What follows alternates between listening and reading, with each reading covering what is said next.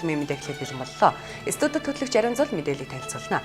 Жилд нэг удаа буюу цагаан сарын өмнө алдарт ихийн одонтой ээжүүдэд одонгийн мөнгө олгодог. Өнгөрсөн жил 216,679 ээжэд 28.5 тэрбум төгрөг олгож байсан бол энэ жилийн төсөвт 29.4 тэрбум төгрөг суулгасан байна. Алдарт ихийн нэгдүгээр одонтой ээжэд 200 мянга, хоёрдугаар одонтой ээжэд 100 мянган төгрөгийг жилд нэг удаа олгодог. Хууль заасны дагуу цагаан сарын баярын өмнө насны иршиг одонгийн мөнгө олгох ажлыг зохион байгуулахаар болжээ. Төв талбайд нарны их усүрээр ажилтдаг гаруутас цахилгаан машин цэнэглэх боломжтой мод суурилсан байна. Нийслэлийн Улаанбаатарын төв талбайд техник технологийн дэвшил Монгол инженеруудын бүтээлийг ашигласан нарны мод суурилсан байна. Энэ мод нь нарны их усүрээр ажиллах бөгөөд гаруутас U-bike удаг дугуй болон 12 вольтоор ажиллах бусад цахилгаан хэрэгслүүд цэнэглэх шаардлагатай. Мөн үүний хажуу цахилгаан машин цэнэглэх зориулалттай станц барихаар төлөвлөж бэлэн болоод байгааг эксрууч хэллээ.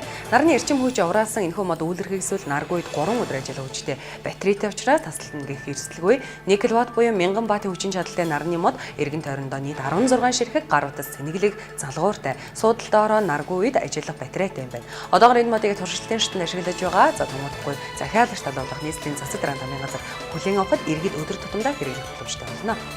Улсын хурлаас батлсан 2030 он хүртэлх тэтгэврийн талаар баримлах болон хүрээнд 2019 оны 1-р сарын 1-ээс нийгмийн даатгалын шимтгэл 1 хувиар нэмэгдээд байна.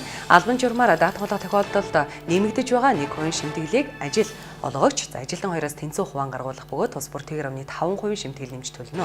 Харин сайн дурын даатгалах сар бүр өөрийн мэдүүлсэн орлогынхоо 13.5%-аар тооцоо шимтгэлүүлэх нь сайн дураар даатгалах шин хамгийн багадаа хөдөлмөрийн хөлсний доод хэмжээ, хамгийн ихтэй хөдөлмөрийн хөлсний доод хэмжээг 10 дахин нэмэгдүүлсэндээ тэнцэг хэмжээний орлогоос хувь тооцож нийгмийн даатгалын шимтгэлүүлэх боломжтой байдаг. 2019 оны 1-р сарын 1-ээс хөдөлмөрийн хөлсний доод хэмжээ 320 мянган төгрөгөөр нэмэгдсэн. Тэгэхээр сайн дураараа даатгалагч хамгийн багадаа 43,200 төгрөгийн шимтгэлүүлэхээр болж байгаа юм а. Орос улбаны улсын Магнитогорск хотод орон сууцны барилгад газ дэлгэрсний улмаас 4 хүн гэмтэж 40 орчим хүн сураг болгогдоод байгаа тухай бид мэдээлсэн.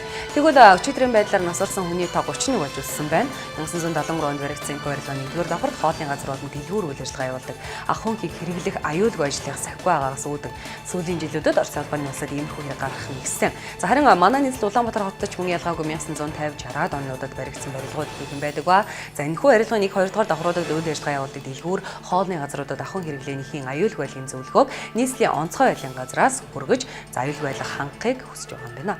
Дональд Трампын засаглалын жилүүдэд Америк нэгдсэн улсын өр 2 их найдаар ам доллараар нэмэгдсэн байгаа юм. Өөрөөр хэлбэл жилд 1.80 ам долларын үр тавьж байсан байна. Энэ нь Обамагийн үеийн өвдөр нь нэмэгдээд 21,974 их найд ам доллар болсон нь сүүлийн 70 жилийн дээд үзүүлэлт юм. Конгрессийн төсвийн асуудал эрхэлсэн хороо засгийн газрын өрийн хэмжээ дотоодын нийт бүтээгдэхүүний 78% тэнцсэн болохыг саяхан зарласан. Энэ нь 1950 оноос хойш хамгийн өндөр үзүүлэлт гинэ. Хэрвээ байдал өөрчлөгдөхгүй бол 2028 он гэхэд өрийн хэмжээ дотоодын нийт бүтээгдэхүүний 96% тэнцсэн гэсэн төсөөллийг төсвийн асуудал эрхэлсэн хорооноос танилцууллаа. Өрийн хэмжээ нэмэгдсэн татварын орлого буурсантай холбоотой гэдгийг ч дурдсан байна. Цаг тутмын мэдээ танилцууллаа. Өргөжлөн цагаараа мэдээлэлд анхаарлаа татна.